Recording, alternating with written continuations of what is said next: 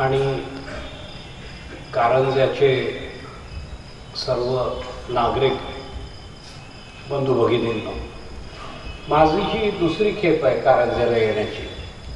काही वर्षांपूर्वी, अनेक वर्षांपूर्वी मी कारंज्याला आलो होतो.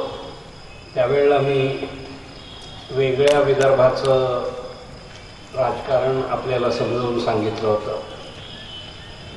त्याला मला वाटतं जवळजवळ 10 वर्षाहून जास्त झाले. तेव्हापासून आजपर्यंत कारंज्यात काही फारसा बदल झाल्यासारखा वाटत नाही. पण मग ती विदर्भाची शोकांतिका आहे. आपलं राज्य नसल्यामुळे आपली स्थिती काही खूपशी बदलत नाही. पण तो वेगळा विषय आहे आणि आज त्या विषयावर मी बोलत नाही आहे. जे डोळ्याला दिसतं ते सांगावंसं वाटलं म्हणून सांगितलं. मूळ विषयाकडे वळूया. थोड्या दिवसापूर्वी, अगदी आत्ताच सुप्रीम कोर्टाने एक अतिशय महत्त्वपूर्ण आणि माझ्या मते संपूर्णतः चुकीचा असा निर्णय दिलेला आहे. त्याच्याबद्दल मी आपल्याशी बोलू इच्छितो. थोडक्यात निर्णय काय आहे ते तुम्हाला सांगतो आणि मग तो का झाला, कसा झाला आणि त्याच्यावरचे माझे विचार काय ते आपल्याला समजावून सांगतो. आपल्या देशामध्ये हायकोर्ट म्हणजे उच्च न्यायालय आणि सुप्रीम कोर्ट म्हणजे सर्वोच्च न्यायालय. हायकोर्ट, महाराष्ट्र राज्याचं हायकोर्ट मुंबईत बसतं. त्याच्यातल्या विदर्भाच्या जिल्ह्याचं हायकोर्ट नागपूरला बसतं. मराठवाड्याचं हायकोर्ट औरंगाबादला बसतं. तसंच देशभर 20 हायकोर्ट आणि त्यांचे बेंचेस म्हणजे त्यांची खंडपीठं वेगवेगळ्या शहरांमध्ये दिसतात. सुप्रीम कोर्ट दिल्लीला बसतं. देशाचं सर्वोच्च न्यायालय ते दिल्लीला असतं. आता ह्या न्यायालयांमध्ये जी न्यायाधीशांची नेमणूक होते ती नेमणूक कशी करायची याचं घटनेमध्ये एक सविस्तर विश्लेषण केलेलं आहे. घटना म्हणजे भारताचं संविधान, भारताचं कॉन्स्टिट्यूशन, इंडियन कॉन्स्टिट्यूशन आपण म्हणतो. त्याच्यात त्याचा एक डिटेल आराखडा दिलेला आहे. मी तुम्हाला थोडं जास्त सविस्तर त्याच्याबद्दल सांगेनच. पण घटनेमध्ये दिलेली जी क्रिया होती त्या क्रियेत बदल करून गेल्या 20 वर्षाच्या काळामध्ये सुप्रीम कोर्टाच्या न्यायमूर्तींनी देशातील उच्च आणि सर्वोच्च न्यायालयामध्ये नेमणाऱ्या न्यायाधीशांची सिलेक्शनची पद्धत बदलली आणि ते नेमायला लागले न्यायाधीशांना आणि न्यायमूर्तींना. हे बरोबर आहे का चूक आहे, आणि जर चूक असल्यास कोणत्या पद्धतीने नेमायला हवं याच्याबद्दल देशभर बराच वाद झाला. आणि पार्लमेंटमध्ये, लोकसभेमध्ये ज्युडिशियल अपॉइंटमेंट्स बिल, न्यायमूर्तींच्या नेमणुकी कशा कराव्या या संबंधीचा कायदा आणला गेला. ह्या कायद्याप्रमाणे एक विशिष्ट पद्धत विचारात घेतल्या गेली की अशा अशा तऱ्हेने न्यायमूर्तींची नेमणूक करावी. सुप्रीम कोर्टाने ह्या कायद्याला बरोबर आहे का चूक आहे हे ठरवण्याकरता केस स्वतः पुढे घेतली आणि हा कायदा चूक आहे असं म्हणतो. तेव्हा जो निर्णय आपण आज ज्याच्याबद्दल चर्चा करणार आहोत, ज्याच्याबद्दल मी आपल्याला सांगणार आहे, त्या निर्णयाचा आशय म्हणजे देशात निर्माण झालेला न्यायमूर्ती कसे नेमण्यात यावे या संबंधीच्या कायद्याला सुप्रीम कोर्टाने अमान्य केलं त्याबद्दलचं हे भाषण आहे. भारताची घटना बरीच जुनी आहे. 1950 साली ती पूर्ण झाली. 26 जानेवारी 1950 ज्याला आपण गणतंत्र दिवस म्हणतो त्या दिवशी भारताची घटना मांडल्या गेली. अनेक थोर लोकांनी घटना लिहिली. घटनेचे जनक आपण जाणताच डॉक्टर बाबासाहेब आंबेडकर होते. पण कॉन्स्टिट्युएंट असेंब्ली म्हणजे घटनेकरता निर्माण केलेली सभा, पार्लमेंट सारखीच पण फक्त घटना बनवण्याकरता जी निर्मिती झाली, अशा सभेमध्ये अनेक महान लोक होते.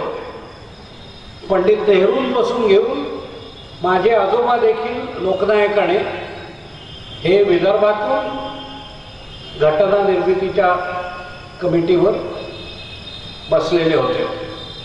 ह्यांनी जी व्यवस्था निर्माण केली, आपलं संविधान निर्माण केलं, आपली घटना निर्माण केली, त्याच्यामध्ये आपल्या देशात कोर्ट न्यायव्यवस्थेचाही विचार मांडला. आणि सर्वात उच्च सर्वोच्च न्यायालय, ज्याला आपण इंग्रजीत सुप्रीम कोर्ट म्हणतो, ते बनवलं. त्याच्या खाली प्रत्येक राज्यामध्ये हायकोर्ट बनेल, म्हणजे उच्च न्यायालय राहील असं म्हटलं. आणि त्या उच्च न्यायालयांच्या खाली डिस्ट्रिक्ट लेवलला, जिल्हास्तरीय लेवलला डिस्ट्रिक्ट अँड सेशन्स कोर्ट्स राहतील. आणखीन त्याच्या खालच्या लेवलला सिव्हिल जजेस राहतील, सिनियर डिव्हिजन, ज्युनियर डिव्हिजन वगैरे. आणि त्याच्याही खाली मॅजिस्ट्रेटची कोर्ट राहतील. अशी एक व्यवस्था आपल्या घटनेत घालून देण्यात आली. आता इतपर ठीक आहे, याच्यात काही त्रास नाही, ती व्यवस्था आजही कायम आहे. पण न्यायाधीश कोणी व्हायचं याच्याबद्दल घटनेमध्ये हायकोर्ट आणि सुप्रीम कोर्ट याचे न्यायाधीश कोण होऊ शकतं याच्याबद्दल स्पष्ट उल्लेख आहे. कोणताही संभ्रम असू शकत नाही इतका स्पष्ट उल्लेख आहे. त्याच्यात त्या आवाज येतोय का? त्या उल्लेखात त्याने असं म्हटलेलं आहे की हायकोर्टाचा न्यायमूर्ती किंवा सुप्रीम कोर्टाचा न्यायमूर्ती करायचा अधिकार हा एक्झिक्युटिव्हला आहे. हे कसं म्हटलं? त्यांनी म्हटलं की भारताचे प्रेसिडेंट, राष्ट्रपती हे न्यायमूर्तींची नियुक्ती करतील, इतकंच म्हटलेलं आहे. आणि ही नियुक्ती कशी करतील? तर ही नियुक्ती करताना ते जर का तो सुप्रीम कोर्टचा न्यायाधीशाची नियुक्तीबद्दल चाललं असेल बोलणं, तर चीफ जस्टिस ऑफ इंडियाला कन्सल्ट करतील, भारताचे सरन्यायाधीशांना कन्सल्ट करतील. जर का हायकोर्टामधली नियुक्तीबद्दल बोलणं असेल तर हायकोर्टाच्या चीफ जस्टिसला कन्सल्ट करतील, असं भारताच्या संविधानात म्हटलेलं आहे. आता आपण जाणता की भारताचे जे राष्ट्रपती आहेत ते स्वतःहून काहीही करू शकत नाहीत. आपली व्यवस्था, राज्य व्यवस्था अमेरिकेसारखी नाही आहे. अमेरिकेमधले राष्ट्रपती संपूर्ण कारभार स्वतः चालवतात आणि त्यांच्या हाताखालची जी मंत्रिमंडळ किंवा इतर व्यवस्था असतात त्यांना राष्ट्रपतीचं म्हणणं ऐकावं लागतं. आपल्या देशात ती स्थिती नाही आहे. आपली स्थिती इंग्लंडवरून घेतल्या गेलेली आहे. इंग्लंडमध्ये राणी ही प्रमुख असते, तसंच भारतामध्ये प्रेसिडेंट, राष्ट्रपती हे प्रमुख असतात. राज्य कोण चालवतं? तर मंत्रिमंडळ इंग्लंडमध्ये चालवतं आणि आपल्याकडे देखील मंत्रिमंडळ चालवतं राज्य. केंद्र सरकारमध्ये आपल्याकडे प्राईम मिनिस्टर असतात आणि त्यांच्या खाली काउन्सिल ऑफ मिनिस्टर्स असतात. ह्याला घटनेमध्ये एक्झिक्युटिव्ह गव्हर्नमेंट म्हणतात. गव्हर्नमेंट म्हणजे सरकार, याची 3 अंग आहेत. एक्झिक्युटिव्ह, ज्याच्याबद्दल मी आत्ताच बोललो, ज्युडिशरी म्हणजे न्यायदान करणारे व्यवस्था हे दुसरं अंग. आणि तिसरं अंग जे आहे सरकारचं त्याला लेजिस्लेचर म्हणतात.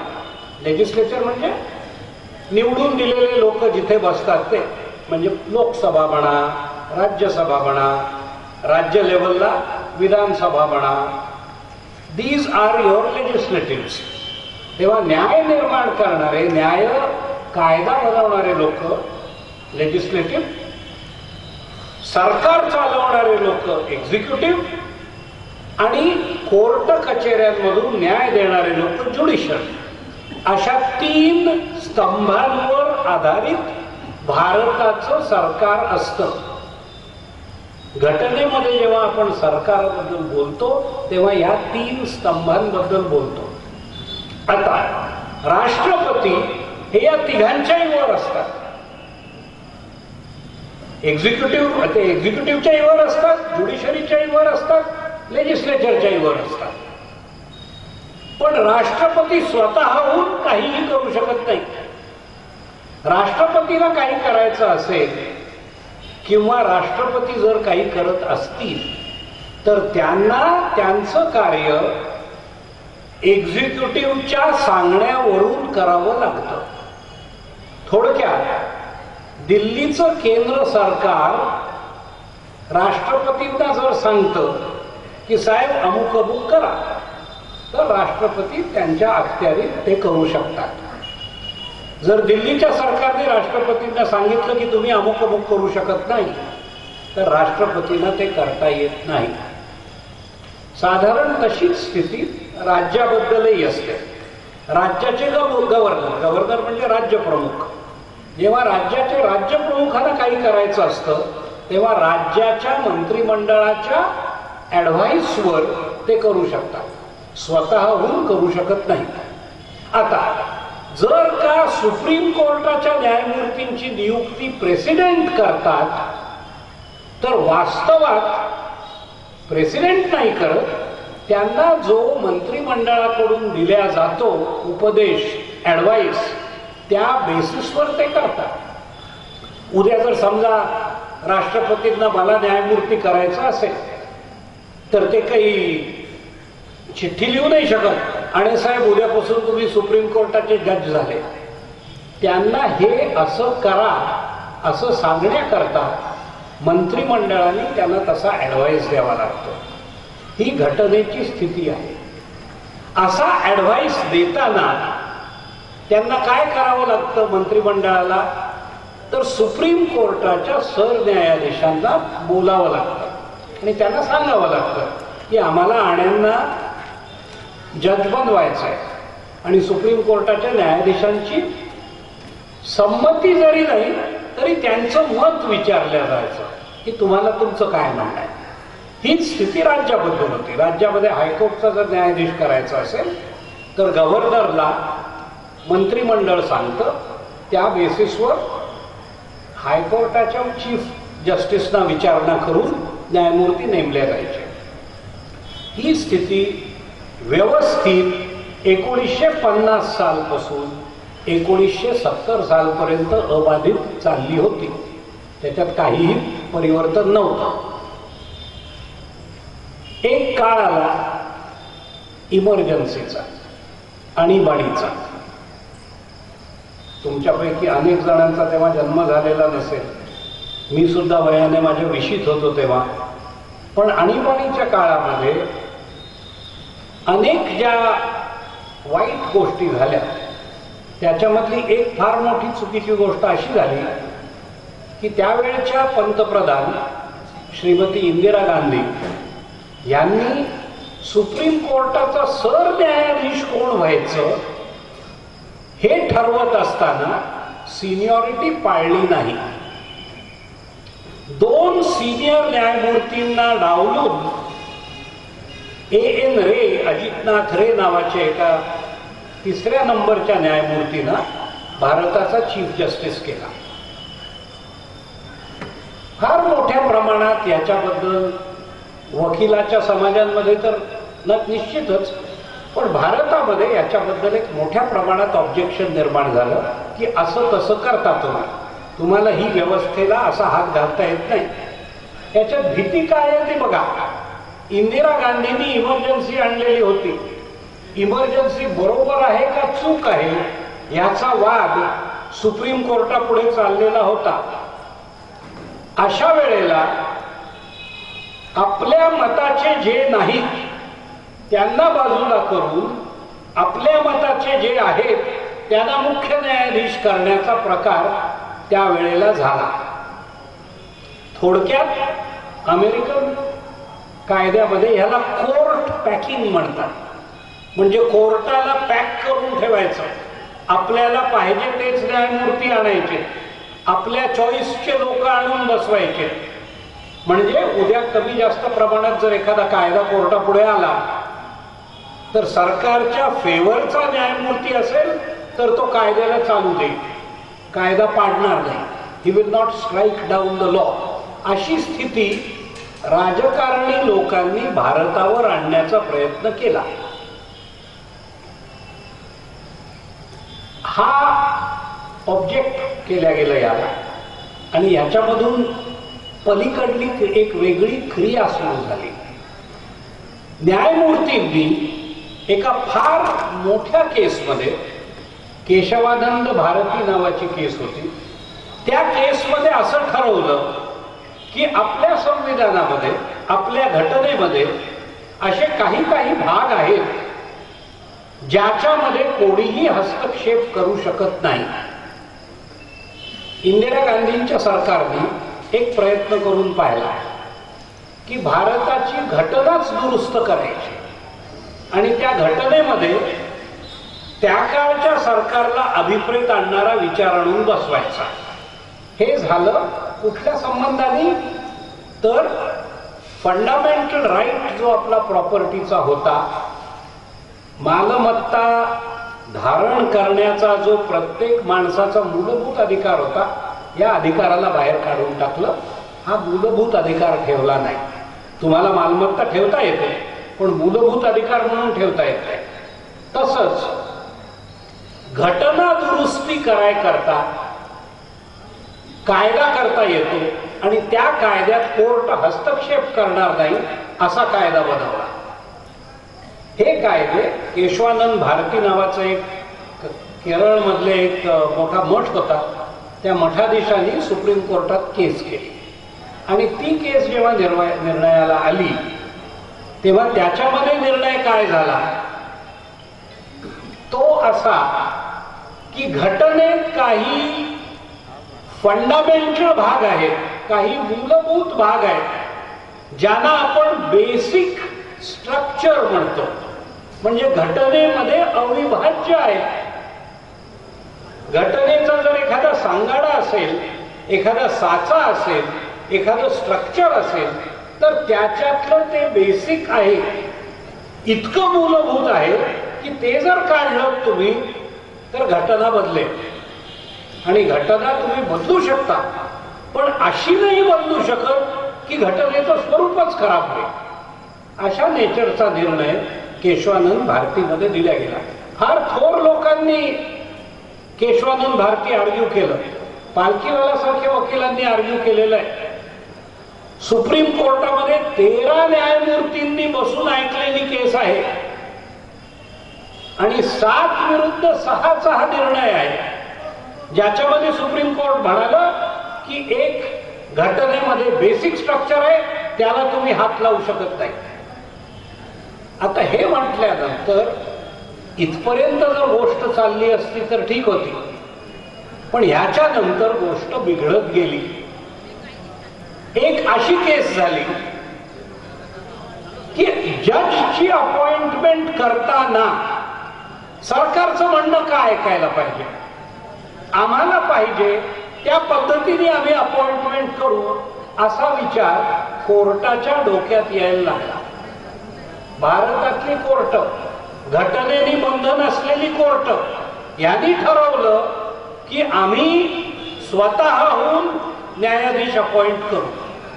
थोडक्यात सरकारचा याच्यात काहीही रोल राहणार नाही असा विचार करून त्यांनी जेव्हा या अपॉइंटमेंट्सना सुरुवात केली त्या अपॉइंटमेंट्स मधून एक फार विपरीत स्थिती 1990 सालपासून आजपर्यंत निर्माण झाली। ती स्थिती म्हणजे हायकोर्टामध्ये आणि सुप्रीम कोर्टामध्ये आता फक्त जज म्हणतो तोच माणूस न्यायाधीश बसतो। सरकारचं म्हणणं ऐकल्या जात नाही, सरकारला न्यायमूर्ती नेमता येत नाही, अशी स्थिती निर्माण झालेली आहे आपल्या सुप्रीम कोर्टामध्ये। आता याचा फार त्रास व्हायला लागला। घटनेमध्ये तर हे नव्हतंच, पण घटनेच्या व्यतिरिक्त देखील अशा तऱ्हेची व्यवस्था करणं म्हणजे फार मोठा आघात होता एक्झिक्युटिव्हवर। न्यायदानाची जी क्रिया असते ज्युडिशरी, तिने एक्झिक्युटिव्हवर जो आघात केला आहे त्या आघातामुळे एक्झिक्युटिव्हच्या पॉवर्स कमी झाल्या। आपण विचार करा, तुम्ही आणि मी निवडून दिलेले लोक